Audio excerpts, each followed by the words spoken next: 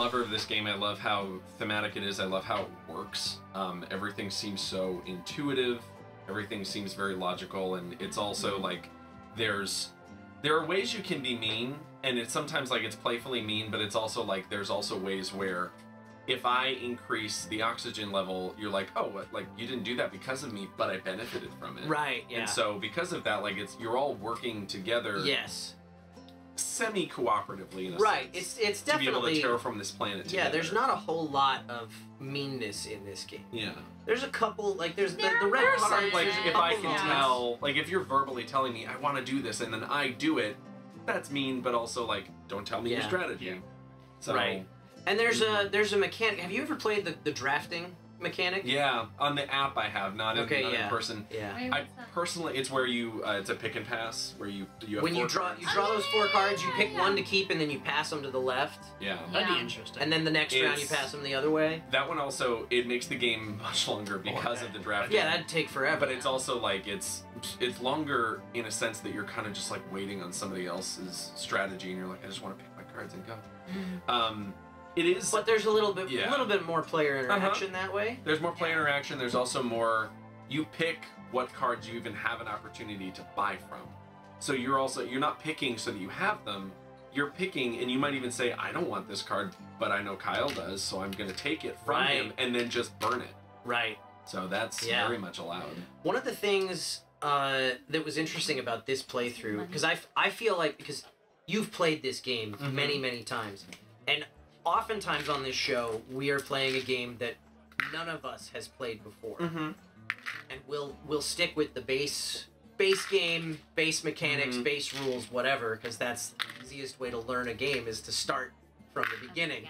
But because you've played this so many times, you've worked out the rule set that you feel like is the one to go with, at least for first timers. Yeah. And that and especially for a game that's been around this long, that has this many expansions, this many different things you can do to play it, I feel like that really helps for a new player to learn it. I understand that games can be incredibly overwhelming in a lot of ways. Like this game is it's so scientific. There's so many things. There's engines. You need to think about how this action will affect the turns you want to take 5 rounds from now. Yeah. And it's when you really understand it well enough, it's great that it's so crunchy, but also it can be very intimidating. So because of that, my first game actually, I played the Arkham Horror board game, and it was fantastic. But I also was like, I was very hungover when I played it, and I played to the point where I went over and I was like, my friend was explaining, oh yeah, you get this and you get this, and at first I was like, what is happening? And he was super patient, and so that's something that I feel like really translates well with a game like this, is patience, both for a learner and a teacher. Right. But then I can imagine though having to play this game without ever having someone play it, like just watching.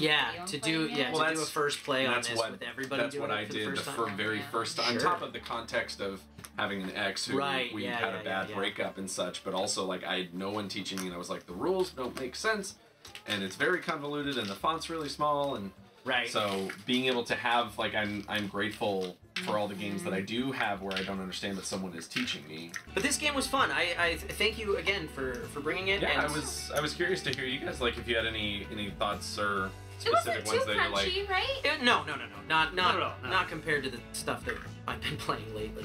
Yeah. Yeah, and I love thematic games, so just like tying the thematics and the mechanics, like that's something I love to do in my board games. So like that was really cool to see that all kind of come together. It was another thing that was fun about playing it with John, is because John really gets into all of the science stuff. Like, actually, that makes a lot of sense because isn't that like, wow, they did their homework. Yeah, that's awesome. Okay, they didn't just throw a sci-fi theme and then call it good. Yeah. This is also the only game that's really come out of FryxGames. They've put all their effort, and the guy, he lives in I want to say he lives in Sweden. Yeah. And like that makes sense. It's a very Euro game. He designed this, and he designed helped design the expansions and stuff. But then I think he's just focused on like being with his family. And that's cool. Yeah. I mean, you get big success like this, and you can do that. Yeah. This is a big game. That's the dream for every game designer, I think. Sure. Yeah. It's a solid game. It's really fun, and a little bit curious about the differences of all of them. I mean, and there's it's easy so to not. many different co-op or corporations that you can play as. And it's easy Yeah. to not get bored because if we played on one side of the board, you flip it over, it's Yeah. a different map of There's Mars. tons. On the base, Not on the game? base board. No, but that's in what the expansion. Hellas and okay, Elysium, yeah. it comes with 2 others for 3 total. Where there are different Right. ocean spaces, different Right. things you And get. there's different milestones, different milestones awards. and Exactly, awards. exactly. Mm-hmm. So it's just So it's this is definitely a game that this is a game you can go all in on and just play a whole bunch of it and not get tired of it for sure. There's also too, like with the beginner corporations, they're less flavorful, but at the same time, it gives you the ability. You start with $42, and then you keep all 10 cards for free. Oh, And that's how you start the game. That So is like interesting. you don't get any like special things throughout the no game. productions. You don't get any like starting or like any, I'm good at making plants or something, but it also gives you a great starting point of like having 10 cards Nice. and then $42 and you're like, let's go. On top of what I mean, it's a good way to try and just Absolutely. burn through the game a little quicker. Yeah, Yeah, I well, like it's all the also it's different like variations. if someone is Nice. they're like, I don't necessarily know if I want to pay attention to the idiosyncratic differences between these different corporations, so I don't want to focus on that, but I do want to play. Yeah. Am I at a disadvantage? And you can say no. Yeah, or if you're playing with somebody who always wins, you're like, all right, let's play on even ground. Right. We all get the That's same true. amount of money, same resources, everything. I do like the asymmetry though, and, and Yeah. That's where a lot of the flavor really comes yeah, in. putting your So, focus in different absolutely. places.